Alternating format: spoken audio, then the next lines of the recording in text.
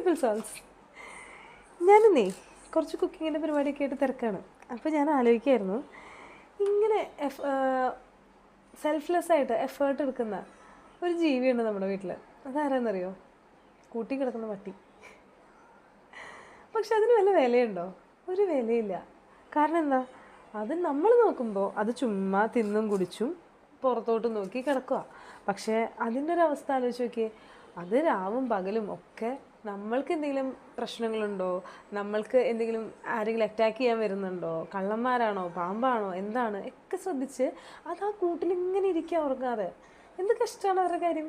നമ്മൾ ഒരിക്കൽ പോലും അതിനെക്കുറിച്ച് ചിന്തിക്കുന്നുണ്ടാവില്ല. നമ്മൾ വരുമ്പോൾ വാലാട്ടി സ്നേഹത്തോടെ വന്നു, നമ്മളതിനെ കളിപ്പിച്ചു, പറ്റാത്ത സമയത്ത് ചെന്ന് കൂട്ടിലിട്ടു, കഴിഞ്ഞു, അത്രയേ ഉള്ളൂ. പക്ഷേ അവരുടെ ഒരു കാര്യം എങ്ങനെയാണ്? ഇതുപോലെയല്ലേ നമ്മുടെ അമ്മമാരും?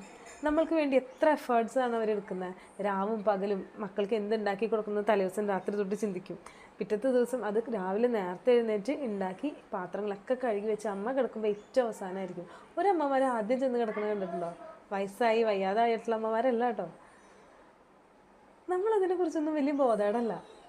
നമ്മുടെ വീട്ടിലും നമ്മുടെ കൂടെയുള്ള ഒരാൾ എങ്ങനെയാണ് ജീവിക്കുന്നത്, എങ്ങനെയാണ് ആ എഫേർട്ട് എടുക്കുന്നതെന്നൊന്നും. ശരിക്കും അവർക്കും ഒരു സാലറി വെക്കണം.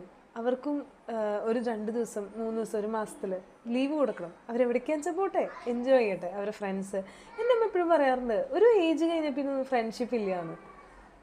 അതൊരു കാലഘട്ടത്തിലെ ആളുകളുടെ ഒരു ഇതാണ്. നമ്മൾക്കിപ്പോഴും ഉണ്ട്, അല്ലെങ്കിൽ നമ്മൾ ആ ഏജിലായിട്ടില്ല, അതുകൊണ്ടായിരിക്കാം. പക്ഷേ എനിക്ക് തോന്നുന്നു നമുക്ക് ഇനി ഉണ്ടായിരിക്കും. പക്ഷേ അവരുടെ സമയത്തൊന്നും വാട്സാപ്പ് ഇല്ല, ഒന്നുമില്ല. അവർക്ക് അങ്ങനെ കോൺടാക്റ്റ് മെയിൻറ്റെയിൻ ചെയ്യാനും പറ്റിയിട്ടില്ല. അവർ കോളേജിൽ പഠിച്ചപ്പോഴൊക്കെ ഫ്രണ്ട്സ് ഉണ്ടായിട്ടുണ്ടാവും, പക്ഷെ ഒന്നിനും അവർക്ക് പറ്റാറില്ല.